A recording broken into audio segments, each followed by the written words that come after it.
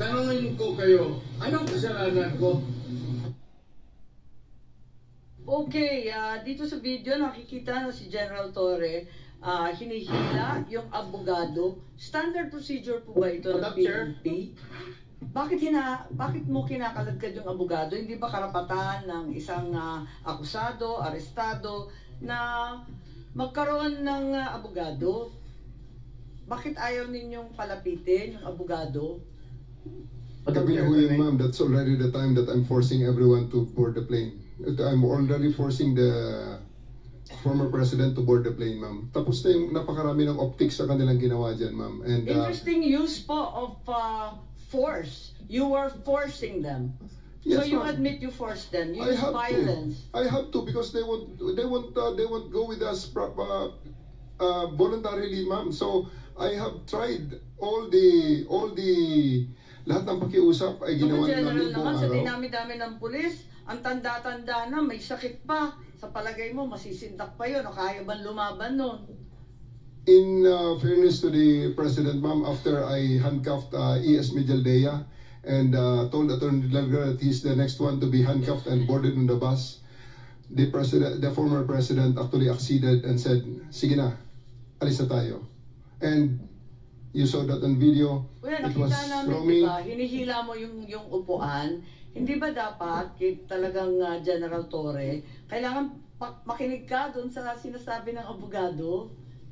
Di ba karapatan no? I have already arrested, I even arrested E.S. Mijaldea, ma'am, for obstruction of justice and placed handcuffs on him. That was already the last parts because masyado ng gabi, abutin na kami ng umaga doon, ma'am. Ilang oras na? Dalawang oras pa lang. Kalalanding lang ng Hong Kong ng alas 10, alas 12 pa lang to. 12 hours, ma'am.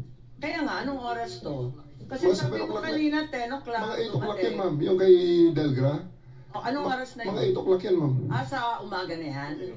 Gabi? 7 o'clock, 8 o'clock ng gabi na yan, ma'am. 8 a.m. Ay, 8 p.m. Yes, ma'am. Gano'ng katagal na yon? 10 hours, ma'am. 9 hours. Naka 9 to 10 hours na. So, sa palagay mo, si former president had sufficient chance to challenge na the validity of the arrest. So, sinasabi ninyo na 9 to 10 hours na yan. Kasi nakuha niya yung warrant nung alas 12 mahigit. Hating gabi lampas, ano? Tapos, tanghali, ma'am. Tanghali, ma'am. Niya nakuha ang warrant. Tapos, tumagal pa sila ng ilang oras. 11 hours. Ng 11 hours, sinasabi po ninyo? Yes, ma'am. They attended to serve the warrant, and when he disembarked, they asked that it be deferred until they reached 250. Upon reaching 250, they asked for some refreshments and they cooled down. Upon being more calm and after conferring with their lawyers, the warrant of arrest was served in toto, in full, and their rights were read. So sa tingin ninyo, itong 9 to 10 hours sapat na para sa isang pangkaraniwang tao na makakuha ng sariling abogado, tapos i-check yung kanyang warrant, pagkatapos mag-draft, mag-file ng maayos na petisyon ng habeas corpus. Ganun ba yun? Ma'am, you must, I think the record showed that there were 3 lawyers with him in conference with him during the entire time. Attorney Delgra. Paano makakapag-file yun? Gabing-gabi na, hindi naman court hours. They had filed a case of a TRO with the Supreme Court. They tried their legal remedy. It was duly recorded and there was no TRO given by the court, ma'am. So, ma'am, just to be clear, they had their chance to seek legal remedy as shown by the actions of their lawyers by approaching the Supreme Court. So there was no due process denied, ma'am. Siguro sasabihin ko, tatanungin ko kay Attorney Medina, ang ating constitutionalist po rito, masasabi ba natin na nabigyan si PRRD ng sapat na pagkakataon para alamin itong validity ng kanyang, yung katotohanan ng kanyang pag-aaresto? Ilang oras ba yung sinasabi natin na sufficient time, yung sapat na panahon? Thank you, Madam Chair. Just to clarify, I will just be consistent with the opinion that I posted that there was no reasonable opportunity That is not to denigrate or cast aspersion on the character or competence of our officials. And also, I have very limited facts when I wrote the opinion. But just as a comparison, if you filed an extrajudicial proceeding, if you will file a petition, the court will order the arrest. The subject of the arrest will have the opportunity to answer, and then the court will have the opportunity also present evidence. The court will have the opportunity to weigh the evidence, and then issue the ruling. For example, in the case of Mark Jimenez, he had more or less over a year to dispute his extradition. So if that would be the standard, that might be considered reasonable opportunity to be heard. So yung sinasabi nila na naka-10 oras na nag-iintay, talagang panay pa rin ang tutol, hindi sapat na panahon yun. Kasi magpipila ka pa ng kaso, magdadraft ka pa ng petisyon, dadalhin mo pa. Hindi po ba? So hindi pa rin sapat kahit sabihin natin matagal sila nandun sa airport? I will just be consistent with what I wrote, Your Honor.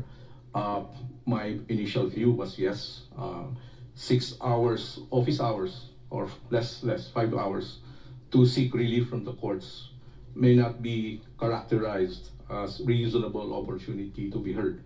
Of course, that is disputable. That's just my personal opinion with limited facts. I'm sure the officers concerned have good reasons, and that can easily be disputed in court. Thank you. Yes, para sa amin medyo mabigat nga yung 4-5 oras na bukas ang korte, no? Kasi hindi naman pwede yung hating gabi at hindi naman bukas pa. Talagang alam natin itong mga extradition at kung ano-ano pa, talagang taon-taon yan tumatagal. Hindi oras-oras, kahit naiinip na tayo. Kahit sinasabi ni General Torre, nakakapikon na yung optics nila. Kung ano-ano nang ginagawa, kinakailangan pa rin binibigyan natin ng pagkakataon. So, sa palagay mo, ilang oras ba dapat? Kasi hindi naman bukas ang korte nun, hindi naman office hours eh. Yes, Senator Cayetano po. No, Madam Chair,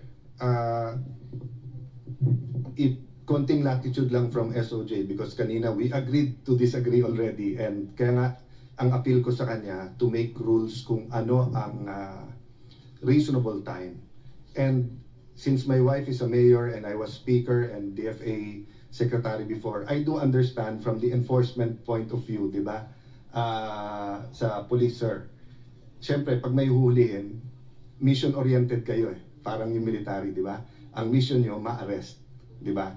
But that's why nga, meron kang Solgen, meron kang SOJ, meron DILG. So ang viewpoint ng DILG, ng police, ng NBI, halimbawa, hulihin at yung ma-return yung warrant successfully, di ba? But even si E.S. Miguel Dia, who remember, he was, you can call it a vacation or a working trip in Hong Kong, na sinamahan lang, didn't expect a 20-hour flight, didn't expect to do all of this. And he only saw the president, former president, an hour before he appeared before ICC, and hindi naman niya alam yung rules ng ICC, etc. So ito ang sinabi niya, di ba? 2 days ago, the world has witnessed the degrading fashion in which a former president of a sovereign country was bundled into a private aircraft and summarily deported to The Hague. To us lawyers, this would be called an extrajudicial rendition. To the less inclined, it was pure and simple kidnapping. My client was denied all access to the legal recourse in the country of citizenship, and this all in the nature of political score setting. So I won't read the score setting, etc. Alam naman natin lahat, but just to go down, ito, sabi niya, so 1, 2, 3, 4. On the 5th paragraph, I have not been able to explain to him what the prosecution requested when seeking the issuance of arrest warrant. This is because the chamber only established a redacted version of the prosecution last night. Other than to identify myself, my client is not able to contribute anything to this hearing. I cannot speak for former E.S. Miguel Dia. Ang impression lang, at least sa internet at sa amin, I talked to him. He's the only one I talked to. I haven't talked to the Vice President since 2018 or 2019. I saw President Duterte parang 2022 pa, I'm not sure, no?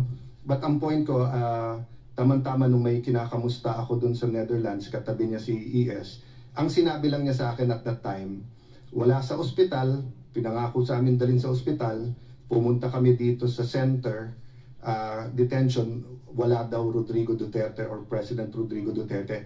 30 minutes later naman after talking to him, it was on the news, so that's all public record. So I haven't talked to him, so I don't know kung ano yung stand niya. But I did hear SILG say that naka-tape naman lahat to. So I'm not going to ask you to produce it now dahil may court dates pa kayo, but at the right time, just for the committee's accuracy and to be precise in our findings, yun nga, if there are parts na ibigay nyo where sinasabi at pinapakita yung warrant, ano yung warrant, or a copy of what he showed, I'm just saying that we will go back and forth kasi consistent Sir, naman kanina pa. Yes, we have a picture here if we can show Okay. you, but maybe General Torre can approach. Yeah, and show you no, the picture. sa committee or after, or if you want to show, ang point ko lang,